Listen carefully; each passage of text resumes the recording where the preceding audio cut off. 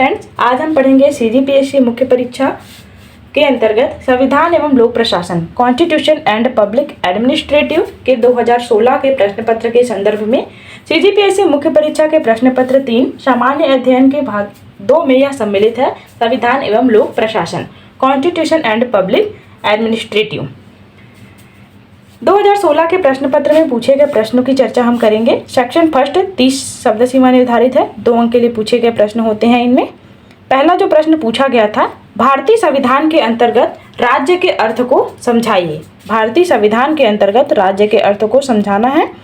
भारतीय संविधान के आर्टिकल 12 में राज्य का अर्थ सम्मिलित है, जिसमें शामिल है भारत सरकार और संसद, राज्य सरकार एवं विधानमंडल, स्थानीय प्राधिकरण जैसे नगर पालिका, पंचायत, अन्य प्राधिकारी, जिसका उद्देश्य नागरिकों के अधिकारों की रक्षा व संवर्धन शामिल है। दूसरा प्रश्न जो पूछा गया, भारत सरकार अधिनियम 1919 की विशेषताएं बताइए।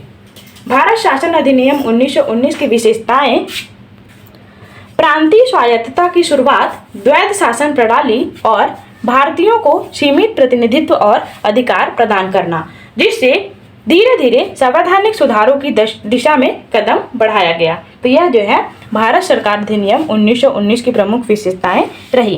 क्योंकि प्रश्न 30 शब्द सीमा निर्धारित करके पूछा गया है, तो उसके शॉर्ट में समझाना होता है। भारत के संविधान की 6वीं अनुसूची का वर्णन कीजिए।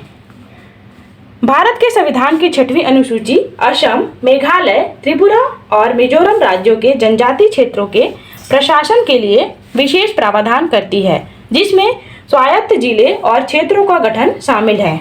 यह अनुच्छेद 244(2) व 275(1) के तहत आती है।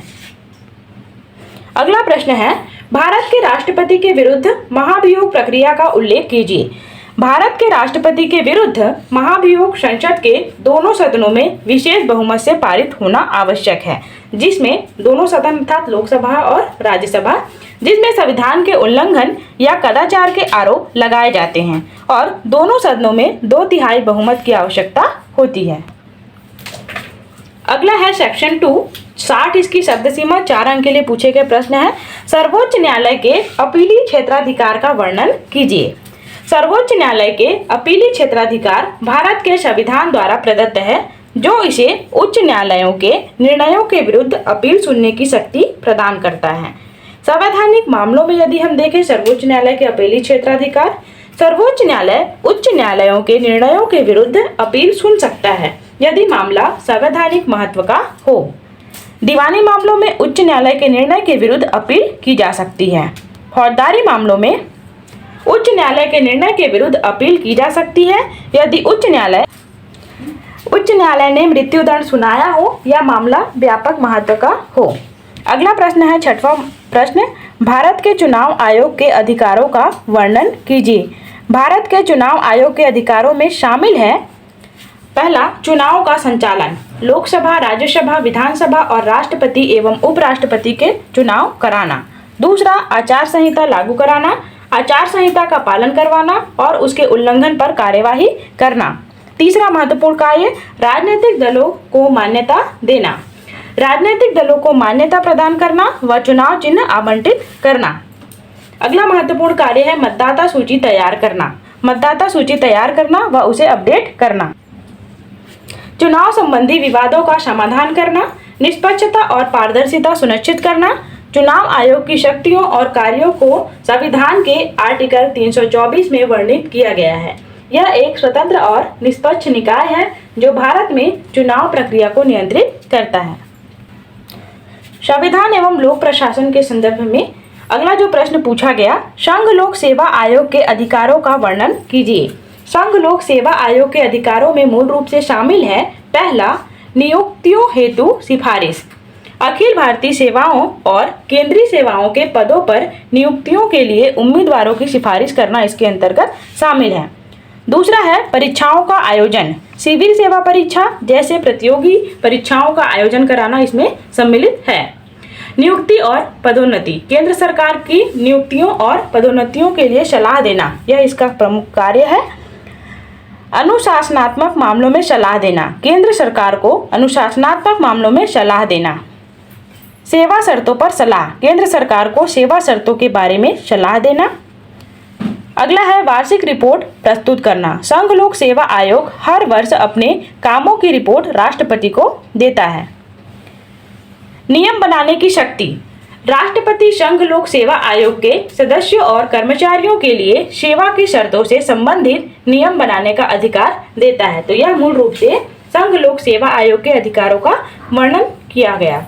संघ लोक सेवा आयोग के अध्यक्ष और सदस्यों की नियुक्ति राष्ट्रपति के द्वारा की जाती है और उनका कार्यकाल 6 वर्ष से या तो फिर 65 वर्ष की आयु तक का होता है। इसमें से जो भी पहले हो उसे मान्य किया जाता है। अगला है सेक्शन 4। इसकी शब्द सीमा 250 निर्धारित है। 20 अंक के लिए पूछा गया प्रश्न, भारतीय संविधान के अनुच्छेद 21 में वर्णित जीवन व दैहिक स्वतंत्रता के अधिकार का उल्लेख कीजिए। इसके अंतर्गत शामिल है अनुच्छेद 21 प्राण एवं दैहिक स्वतंत्रता का अधिकार। इस अनुच्छेद में नागरिक के स्थान पर व्यक्ति शब्द का प्रयोग किया गया है, अर्थात यह अधिकार भारत में रहने वाले सभी व्यक्तियों के लिए, चाहे वह नागरिक हो या गैर नागरिक, सभी के लिए सम्मिलित है। इसमें व्यक्ति शब्द का प्रयोग किया गया है। अनुच्छेद 20 व 21 के अधीन अधिकारों को आपातकाल के दौरान स्थगित या निलंबित नहीं किया जा सकता। अनुच्छेद 21 कार्यपालिका एवं विधायिका दोनों की कार्यों के विरुद्ध व्यक्ति का संरक्षण करता है, अर्थात विधायिका कोई भी ऐसी विधि नहीं बना सकती जिसमें अनुच्छेद 21 का उल्लंघन होता हो। यह जापान के संविधान से लिया गया है। अनुच्छेद 21 जो है जापान के संविधान से प्रेरित है। आगे हम 2021 के तहत निम्नलिखित अधिकार प्राप्त हैं उनकी सूची देख लेते हैं। पहला, प्रदूषण रहित वातावरण पाने का अधिकार, जीवन रक्षा का अधिकार, शयन का अधिकार, निजता का अधिकार, विदेशी यात्रा का अधिकार, शिक्षा का अधिकार, जीविकोपार्जन का अधिकार, जीवन साथी चुनने का अधिकार, आहार पाने का अधिकार, चिकित्सा सुविधा पाने का अधिकार, आश्रय पाने का अधिकार, फांसी में विलंब के विरुद्ध अधिकार, एकांत कारावास के विरुद्ध अधिकार। यह सभी अधिकार जो है आर्टिकल 21 के तहत सम्मिलित किए गए हैं। अगला प्रश्न है, भारतीय संविधान में उल्लेखित संशोधन की प्रक्रियाओं का वर्णन कीजिए। भारतीय संविधान एक लिखित संविधान होते हुए भी पर्याप्त परिवर्तनशील संविधान है। भारतीय संविधान नम्यता अनम्यता का अनोखा मिश्रण है। संविधान के भाग 20 के अंतर्गत अनुच्छेद 368 में संविधान से संबंधित प्रक्रिया का विस्तृत उपबंध है। संविधान संशोधन विधेयक लोकसभा या राज्यसभा दोनों में किसी भी सदन में लाया जा सकता है। संविधान संशोधन विधेयक पर लोकसभा एवं राज्यसभा की संयुक्त बैठक नहीं बुलाई जा सकती। संविधान में संशोधन 3 प्रकार से किए जा सकते हैं। पहला है साधारण बहुमत से संशोधन। संसद कुछ अनुच्छेद में साधारण बहुमत अर्थात सदन में उपस्थित एवं मतदान में भाग लेने वाले सदस्यों के साधारण बहुमत से संशोधन कर सकती है। नागरिकता संबंधी राज्यों का पुनर्गठन, जनजातीय विकास आदि विषयों पर संशोधन किए जा सकते हैं।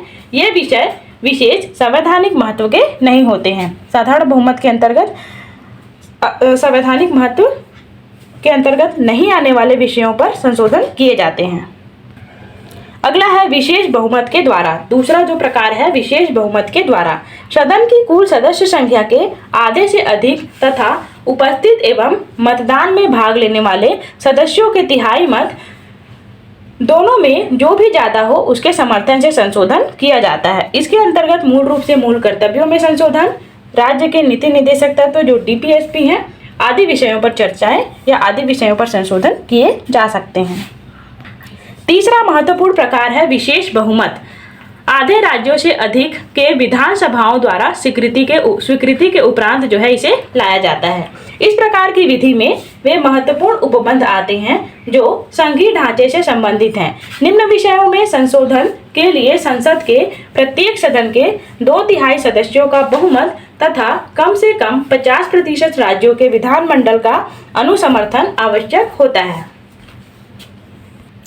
इसके अंतर्गत राष्ट्रपति का निर्वाचन, संघ व राज्यों की कार्यपालिका शक्ति का विस्तार, संघ व राज्य की न्यायपालिका, संघ और राज्यों के बीच विधायी शक्ति का वितरण, संसद में राज्यों का प्रतिनिधित्व, 7वीं अनुसूची आदि के लिए संशोधन किए जा सकते हैं विशेष बहुमत के अंतर्गत।